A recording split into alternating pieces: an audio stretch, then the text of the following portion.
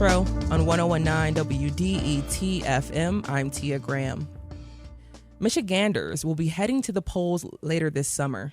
The state's primary is on August 4th, but absentee voting starts earlier, on June 26th. Federal and state laws require equal access to voting for people with disabilities. But for many, casting a ballot is still difficult. According to a May report from Detroit Disability Power, only 13% of nearly 300 Metro Detroit polling locations that the organization reviewed in 2024 elections were found to be accessible to people with disabilities. That matters because in the region, about 30% of voters have a disability. Why are polling locations inaccessible to people with disabilities, and what needs to happen to change that? To discuss this, we're joined by Eric Welsby, the Advocacy Director for Detroit Disability Power. Eric, welcome to the Metro. Hi, thanks for having me. Now, Eric, when this report came out, were you surprised by the results? No. We had conducted this another survey back in 2022 that actually showed about 16%. So the number was a little bit lower, but I didn't expect that we were going to see in 2 years a massive increase in accessibility. This is a long-term project that's going to need long-term solutions. Yeah, I was going to say, but you said no so quickly. It was just the quote. But for 2 years, in 2 year span, I would think that's, a little bit more progress would have been made. But like you just said, it's a long process that you're expecting.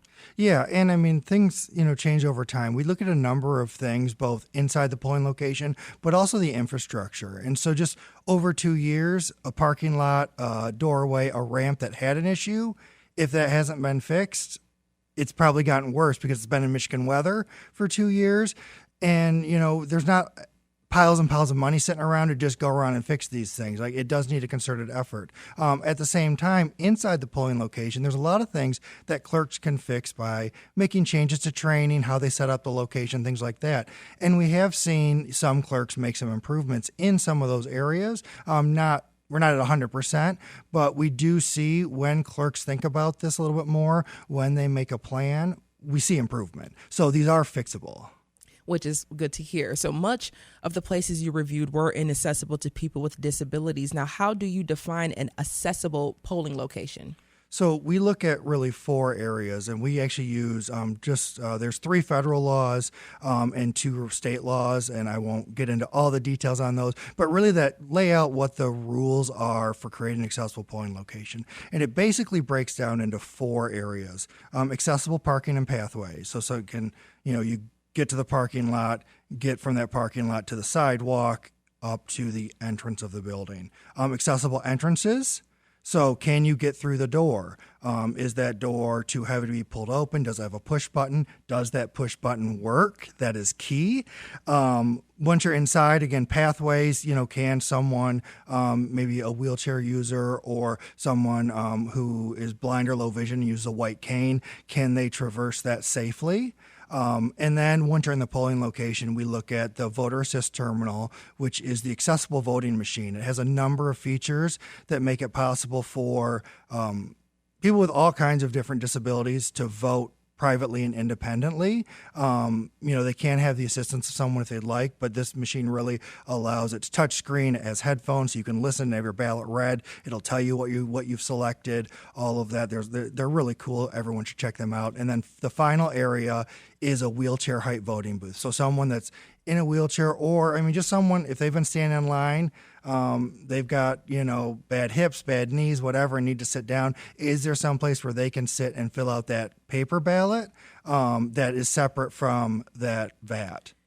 And I want to talk about the, experiencing of different kinds of disabilities, because oftentimes we, in our society, think of it in one way, in one form, in one fashion, in one look.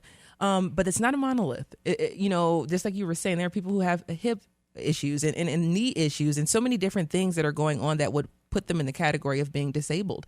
So let's talk a little bit about, does this report investigate the experience with people who have all kinds of disabilities? Detroit Disability Power as a whole, we're focused very broadly. So, we talk about both visible and invisible disabilities. The ones that most people think of, people that are blind, wheelchair users, people that maybe have hearing issues. But then also there's things like chronic pain. And anyone out there listening that has chronic pain knows that impacts you from the moment you get up to the moment you go to bed, and for many people, even while you're sleeping. Yeah. And these things really do impact people's ability to be in our community, to engage in our community, and it impacts their ability to get to the voting place, cast their ballot. And we want to make sure that that process is set up to, within at least the requirements of the law, to allow everybody, regardless of disability or non-disability,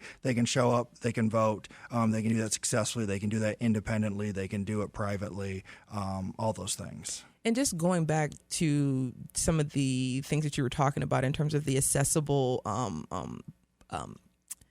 can't think of the name of it now. The VAT, the accessible voting machine? Thank you. Yes. And I don't know if I've ever looked or noticed within my own polling locations. So when you were doing your research and your investigation, did you see that they were in a lot of spaces, or were they not? By law, they're required to have at least one in every single polling location. So they are there. We do know signage and information about them is not as, available as we'd like. And we're talking with clerks, we're talking with the Bureau of Elections, and working with partners to see what we can do to create better educational materials, better signage, so more people know an option. Because while the VAT, the voter assist terminal is there to assist disabled voters, anybody can actually use it. We see in some of our college towns, students love it because it's touchscreen. Rather than filling those little bubbles, they like the touch screen. And so we do see some higher usages, not in areas that it's not necessarily tied to disability, because any voter can use it. And one of the things we do with the Bureau of Elections is we actually bring them in to do demonstrations of the VAT. So people, before they go in to vote, can come in, learn about them, put their hands on it. It has, a fake ballot that has Mickey Mouse on it and what's your favorite Michigan sports team. But you can do all the features and really see how it works, so that, again, ways to get people comfortable. So if that maybe is a more efficient and more comfortable way for them to vote, they'll utilize it when they go to the polling location. I'm not an expert in any of this whatsoever, but touchscreen, I heard that and I just thought young people. Instantly just thought like young people would really gravitate towards that. I don't know how many are still even taking written class, handwriting classes anymore. I don't even think they're really doing that anymore. So I wouldn't think that would be something that they want to do, is use a paper ballot. Yeah, we'll have to get you the next time we have a VAT demonstration. Yes. We'll get you at it, put your hands on it, and you can tell everybody how great it is. Exactly. I was going to say, what role do people like myself, not be in the journalistic capacity, but people like myself who are just going in, what role do we play with informing others about the resources that are available? I mean, one of the big things is, it's really all of us as a community can help. If you see an accessibility barrier, like flag it for election workers. If you're going in the building, even if you don't need it, push that touch button, make sure it works. Sometimes they break. Sometimes they turn them off at night when they lock the door so it doesn't, grind out the motor. But whoever unlocks the door in the morning forgets to turn it back on, right? Flag that. If you see that, sometimes they have like rugs, to collect mud and stuff when you come in. If that's gotten folded and there's a big lip, a trip hazard, like fix it, or again, flag it for somebody. The more that we as a community say, like, how can we make this accessible? Like, that's the first thing, because election workers have a big job. Clerks have a big job. They're doing a lot on election day. They're not, sitting around, hanging out, having drinks. They're working hard. And so, us all being part of helping them, and I don't never go into this assuming they're trying to make it harder for disabled people to vote. I go in assuming it's a big job. Things get missed. Things get forgotten. There's a lot of priorities. How can we help them to do their job and make sure that they're in compliance with the law? And Eric, I want to pivot to Detroit's mayoral election for a second. If Detroit were able to be more accessible to people with disabilities, what would that look like? What's the first priority that needs to change? What needs to happen? Everything. Okay. Everything all at once, basically. Yeah. I mean, it's one of those things where, we can talk about transportation, right? And we just worked with our partners to help get a massive increase in transportation funding for DDOT, right? Awesome. Okay, so we can make it better to get around the city. We can make more bus stops have benches so people can sit down, to have shelters, to be accessible.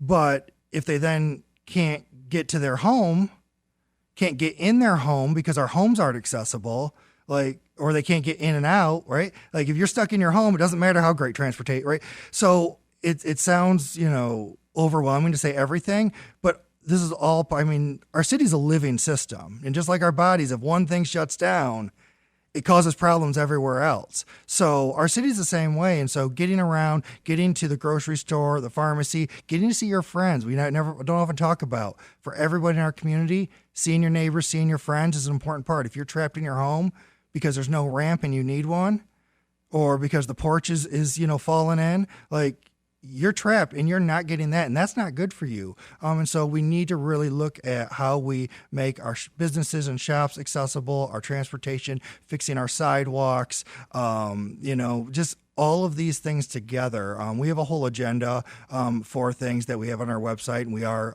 talking with candidates about these priorities, hoping that whoever wins these elections will keep disability in mind and will work with us and many of the other conversations partners. Been going pretty well with the candidates that you've been able to speak with. We just reached out. We have several meetings on the books. Mm-hmm. We're waiting for everyone to be certified, know who's going to be on the ballot, and all of that. But we're going to be having those meetings coming forward. But we've been working with the current city council for years, and we've seen a lot of investment in the city budget in our disability priorities. And that's honestly because we've built relationships with many of the council members.